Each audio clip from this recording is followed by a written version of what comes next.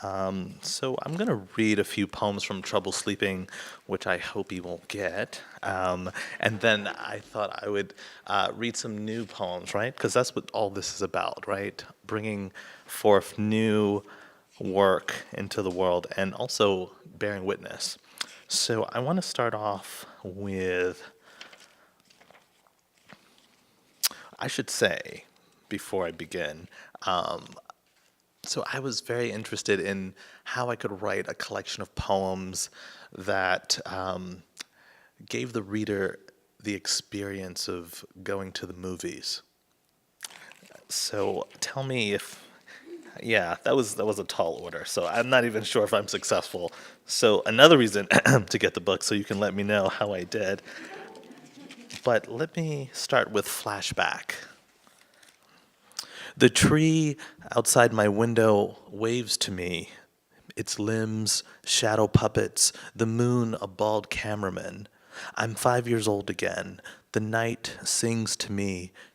The tree is a monster. I try to scream, nothing. There's a wooden box in my sock drawer where a dozen used roses that I stole at your funeral are now crimson crisps. Fragile, like how I imagine you in the ground, fetal position, bud-bodied, all curlicue, one touch and crack, it's all over, your memory reduced to pieces. I hold on to my memory of your face, a 5 o'clock shadow moves in, I won't sleep or blink or yawn. You, Grandpa, were so sure about death, less so about life. You talked about the 2000s like an apocalypse was sure to arrive in a spaceship. A stolen election, another war, your memory of yester-century, translucent, pungent, all those banana peels, overripe, screaming to be released. At twilight hours, I pace room to room. The moon dances behind the Venetian blinds, entering in slices.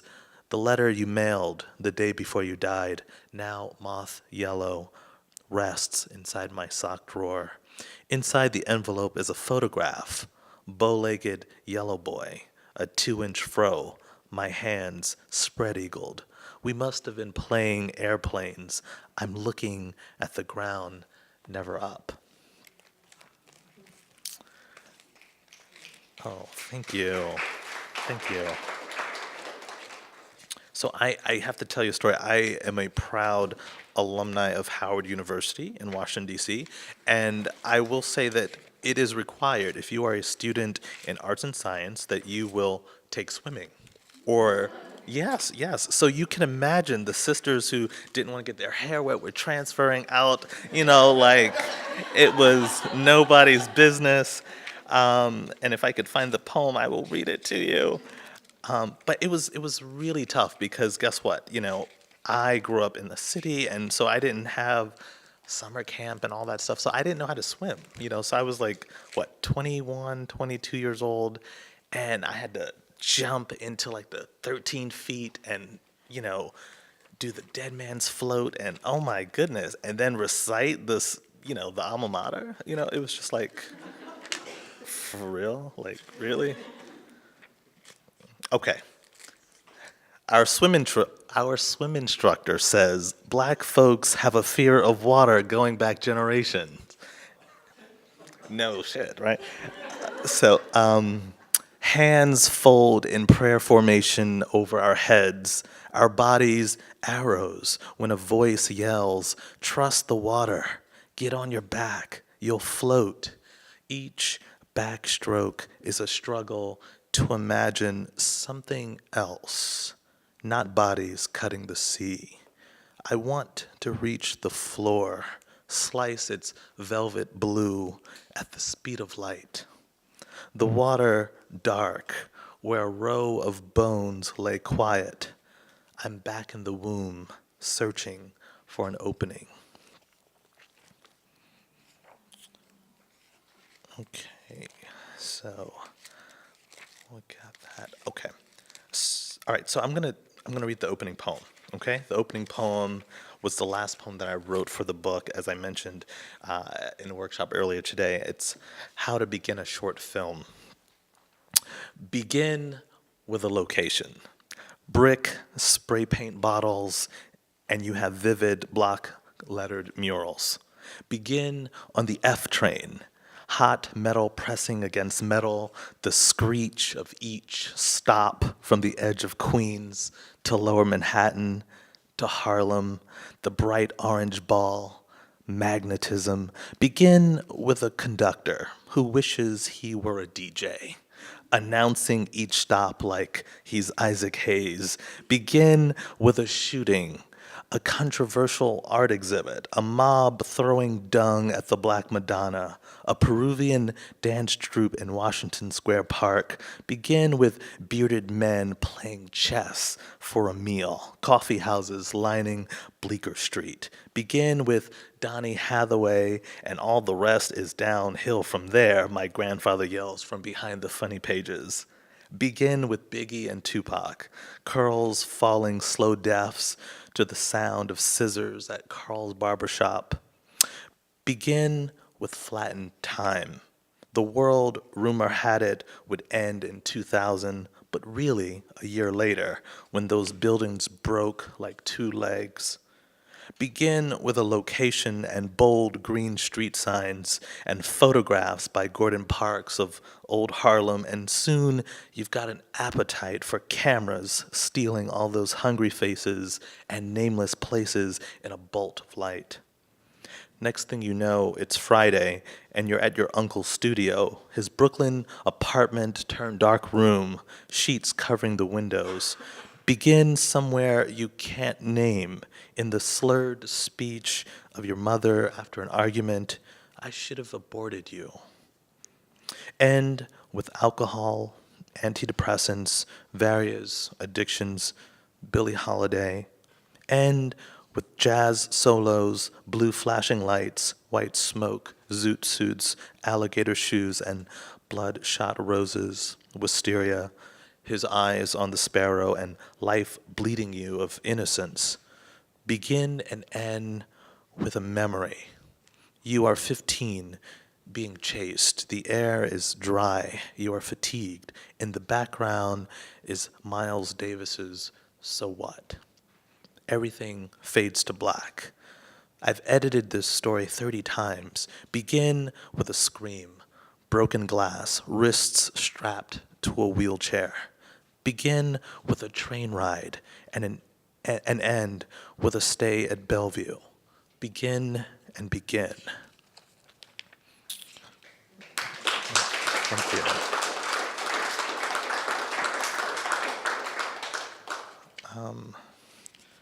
So, I don't know, this business of film is very, very dear to me because, I mean, how many of you go back into the archives and watch a movie that you haven't seen in 10, 15 plus years, and it's a completely new thing? Yeah? That happens to me often, especially, historic films, So this poem is called American Classic. I'm a sucker for a good movie. My appetite for images swells as the light jet streams dotting the white screen, cutting holes in the dark. Rays wash the audience. Spike Lee narrates my dreams. A feature set in Brooklyn, long streets, dog parks, barking, West Indian pidgin Englishes, neon colors, red hot tomatoes, cool limes and Johnny cakes, and parades rioting color. There will be spaceships, waking up in cold sweats, being on the run, the other brother from another planet, a world without rhythm or blues, riding a flying king-sized mattress, shattering window frames, night riders wearing white. This will be remembered as a classic film, not as in the classic, the one that haunts my youth, Birth of a Nation. Classic as in enduring, definitive, forever. To see yourself on screen, not as yourself, but a minstrel, the betrayal on repeat, how to start over. Impossible. When I run out of popcorn, when the classic moving images stop playing, when the Klan whitewashes this American masterpiece, this adaptation, I'll bite off my fingernails and lunge for the screen with a pocket knife.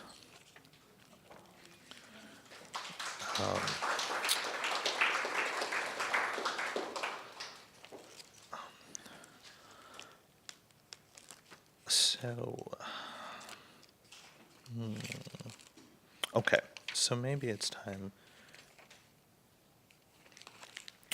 So I'll read you a couple of new ones and then,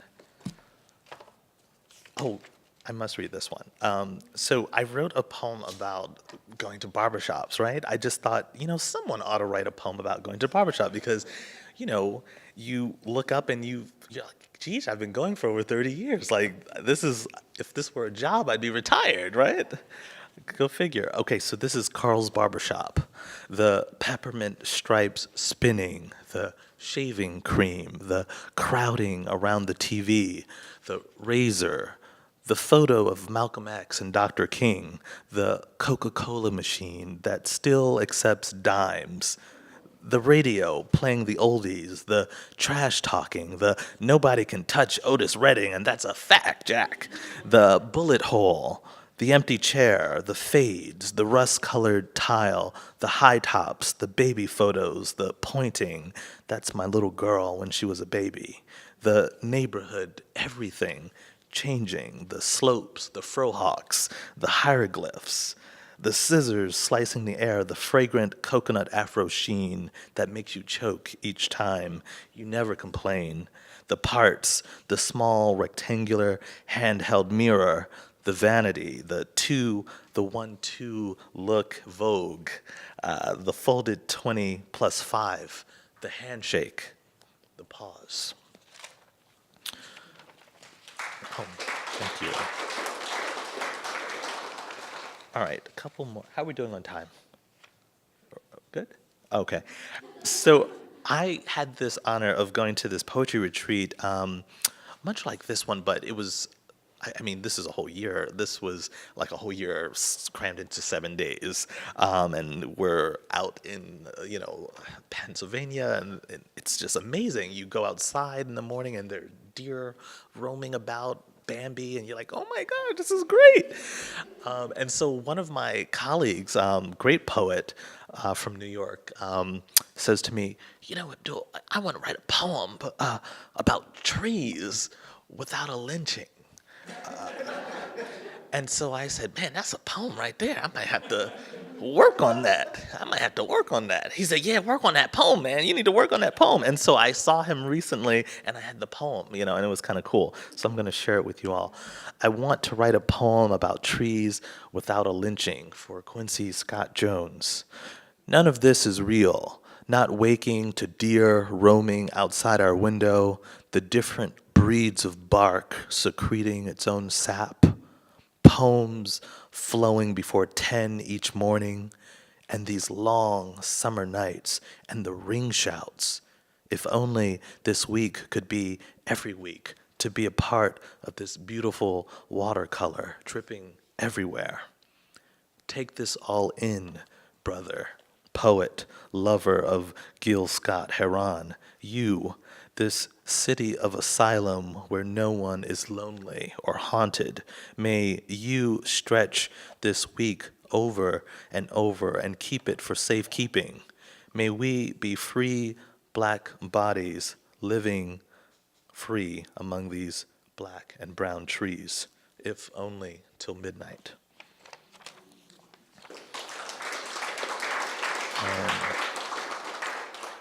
All right, so I'm going to, last two poems, but I'm going to reveal a little something about myself. So I live in Baltimore now, and my daughter had a pretty traumatic fifth grade, and I, speaking of privilege, I thought, well, gosh, I don't have $1 million, I need to get her out of public school. What do I do? And so I left my university job and I took a job at a all-girl school, prep school, And I was like, oh wow, this is great, big league. And I got my daughter in, and I didn't realize what that trade really meant until I left. And so, me loving films, this is called Imitation of Life. In the dream, the bell won't stop ringing.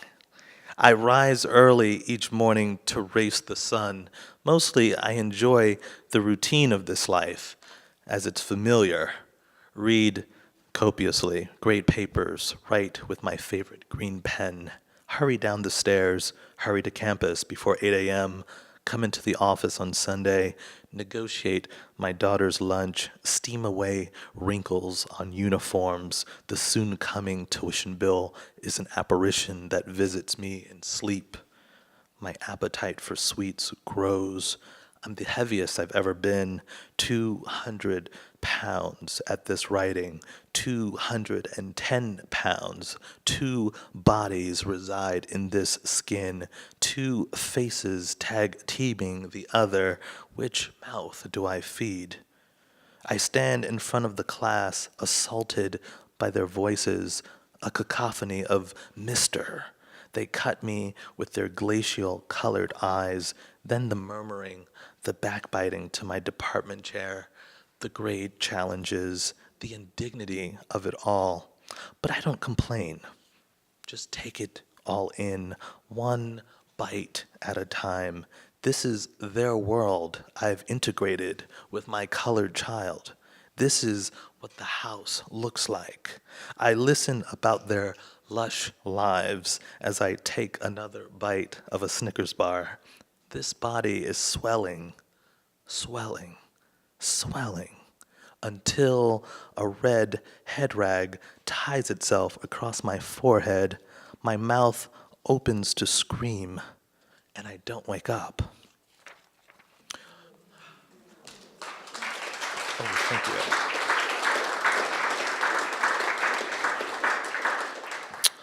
So I'll finish with this. This is Broken Watch. It's the last poem in Trouble Sleeping. Thank you all for being such a great audience. It was reading Shakespeare that I learned the word temporal, or was it temperate? I'll never forget the day my watch died. Its heart stopped beating. The life insurance policy that was declined by 3 different companies was finally approved.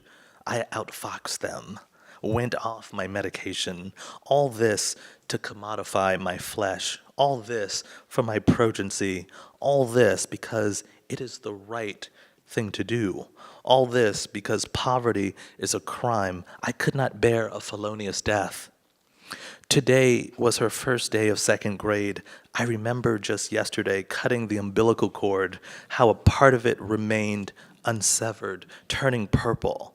The way she grabbed my finger, so many photographs between then and now. The missing teeth, the planetary afro puffs, the nicknames, Piggy, Mama, KK, Ms. Simone. How we survived it all, I don't know. The fights, the windstorms, Irene, being away for hours, hours spilling into days. No one ever taught me to be a father. I didn't really have a father, only a ghost who would appear each time I looked in the mirror. What does it mean to be absent? Can a father go away? And if you answer yes, how do you explain that bewitching trapped inside the mirror? His face that swallows your own, the cheekbones poking out, the violence at the genome level, the American South, the Caribbean, Italy, a miscellany of other bloods conflating. The body you inherit, high cholesterol, slower metabolism. I suffer from insomnia. My mind never sleeps. I stay up watching the burgundy digits move in the glow of my alarm clock. Music only speeds the horse that lives inside my head. My daughter similarly gets riled up the night before school or birthday, New Year's Eve, always on Christmas. Someone asked me what time it was. I looked at my broken watch, curious, disbelieving that it was correct. I wait for what feels like hours at the bus stop. My learner's permit will soon expire. This body will soon expire. The planet. This skin. When this body is too tired from unsleep, please, Lord, let me down, way down, a little bit, easy. Let me down easy. Amen. Thank you.